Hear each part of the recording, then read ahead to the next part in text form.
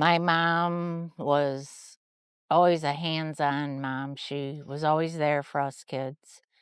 Uh, we walked to and from school, and we'd come home for lunch, and she'd have our lunch for us, and she always made, homemade dinners. We always sat together at the dinner table every night. We kinda grew up with the meat and potato and vegetable type of food, and we always drank milk.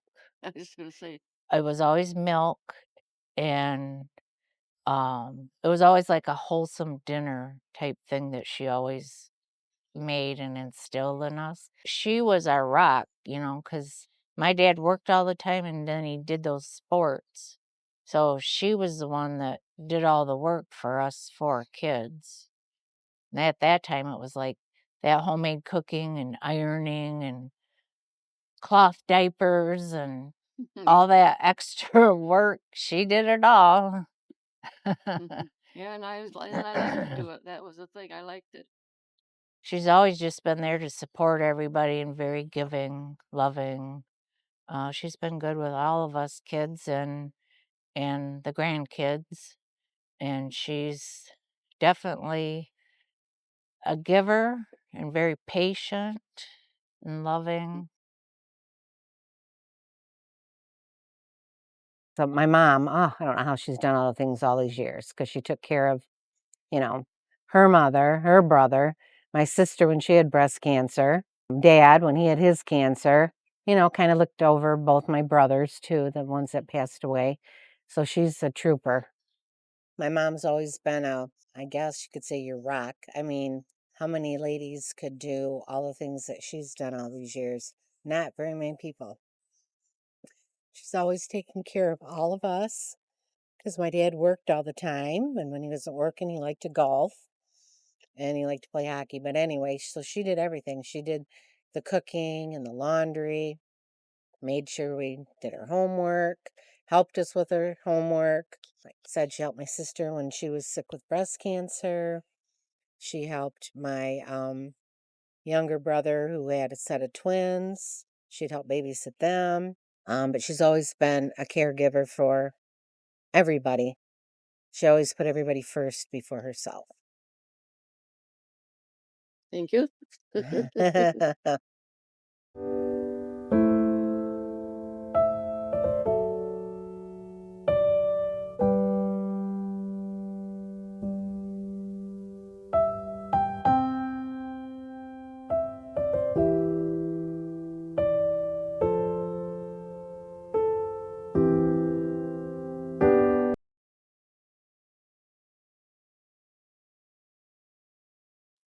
They must have moved on the farm then when depression, was because that's why my mom and dad lived there because my dad didn't have a job and we had food to eat.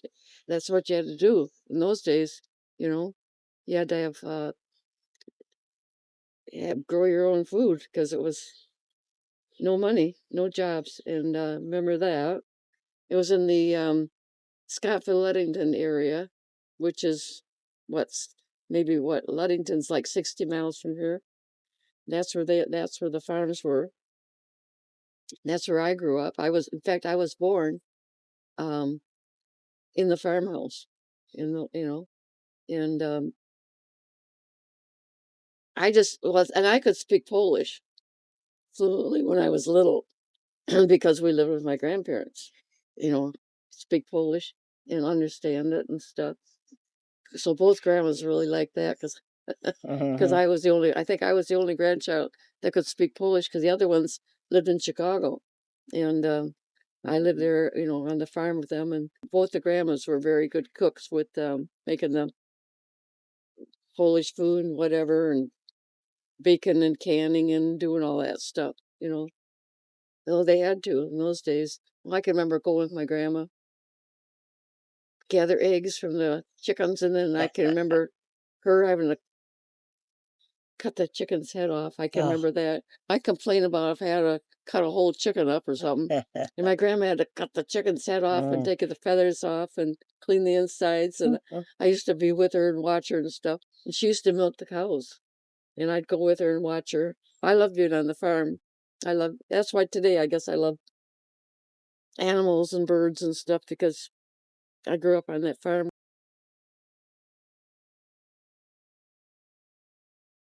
My dad had to come to skiing to work then.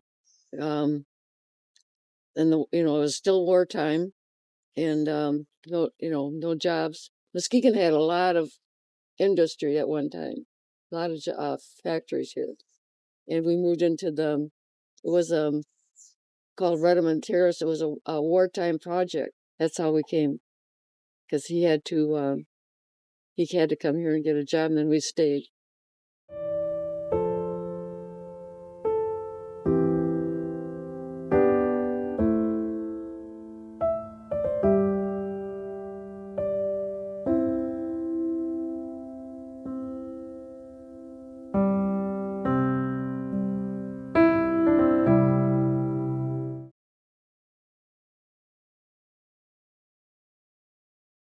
You were in high school, right, when you worked at the restaurant? Yeah, that was part of my high school credit.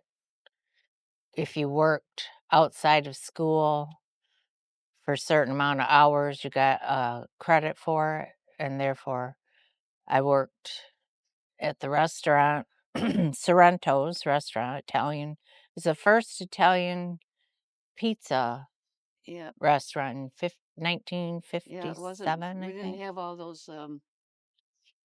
There weren't the fast food things then. Yeah, No all the Pizza Hut or Domino's or any of that kind of stuff. chains.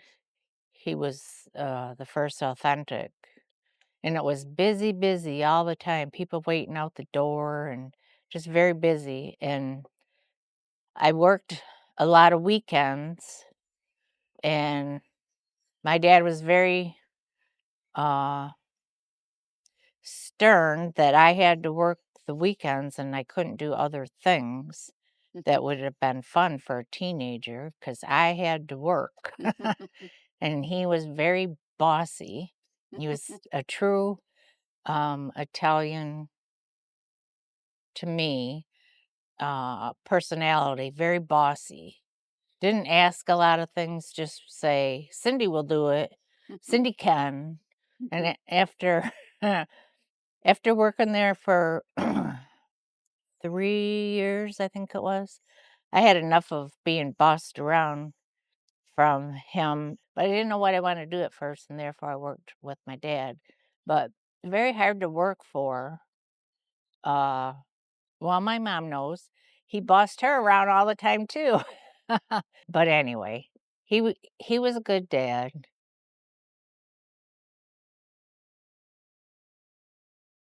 Her name was Assunta, and it's English Susan. Remember that. Yeah, assume so. She was a really good cook, and we'd get in town and you'd walk in the door and you could smell the homemade sauce cooking, and she made her own meatballs and uh brajol sausages. And then she had all these, and then she'd make her own pasta too. Uh and she'd have all these desserts. She'd make my dad liked coconut cream pie and lemon meringue, and then she had a chocolate cake for us kids, but everything was always homemade and by scratch. And if you wanted anything different, she would call it junks. No, Yes. no, no, junks. And she wouldn't let you have it. She didn't really talk, and She was she quiet. never wanted to go back to Italy. We said to her, don't you want to go back and visit? And she didn't want to. She didn't want to go back to Italy. No, She was just kind of, she was she just liked. quiet. She took care of everybody. Yeah, My aunt, my dad's sister, and family lived with her and took care of her. And that's she what she just liked. always, yeah, she just always liked to take care of people and cook, and she was content. And she'd come here sometimes Yeah, on the Greyhound bus, Yeah. Be on that That's bus right. for like 11 hours to get here, and she'd help out. Um, I remember her coming if us kids were one of us was sick or Baby born, she'd come. yeah, baby. Yeah, that's right. I forgot about that. She used to come on that bus to come here and help us or help me. But that's what she liked to do, was to take care of everybody.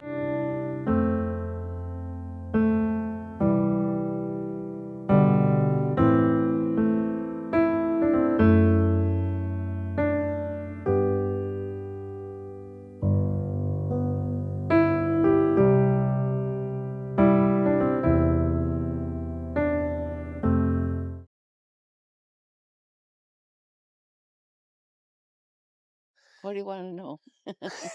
What do you want to know? Tell me. I think I'd like to know a little bit more about you and Papa's relationship. So maybe could you tell me when and where you guys met? We met. I used to work downtown as a secretary, and I worked with this gal Marie, and Papa worked at his cousin Dominic had a pizza restaurant here on Henry Street. So that's where Papa came from Canada because he was laid off from the steel plant there. So he was working for his cousin at the little pizza restaurant. So she said, "Oh, I go there, you know, they have really good spaghetti and pizza, and they have this fellow there that, that works, real nice looking. Why don't you come and, I'll introduce you." So I said, "Oh, okay." So I went with her and we had dinner and stuff and met him. And then he asked me out because at that time, we used to like to go dancing. There was Uh, a lot of places, like the bars all had, places everybody went dancing. That was the thing we did, in those days. And that's how I met him.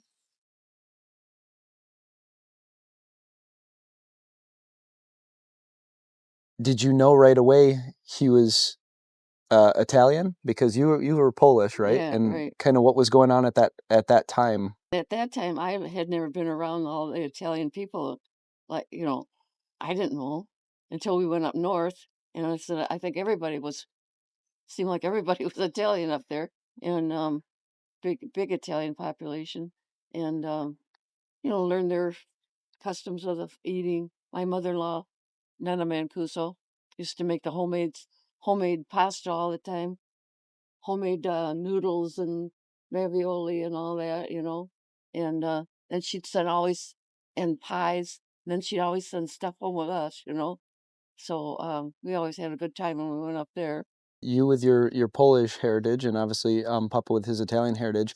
How did those cultures kind of mingle? How did you cross and blend those cultures and form your own in a way? I always made the Polish food. He made the Italian, and it always just seemed to blend together. What did your parents think of Papa? They liked him because of because he was he liked family, being with family and Mm-hmm. stuff. Yes, It meant a lot to him. and they liked that. Papa was good at helping Aw. my mom and my grandma. And And then what about his parents with you when they first met you? well, his dad was already gone. I Okay. never met his dad, but his mom. They just seemed to really, accept me and like me right away.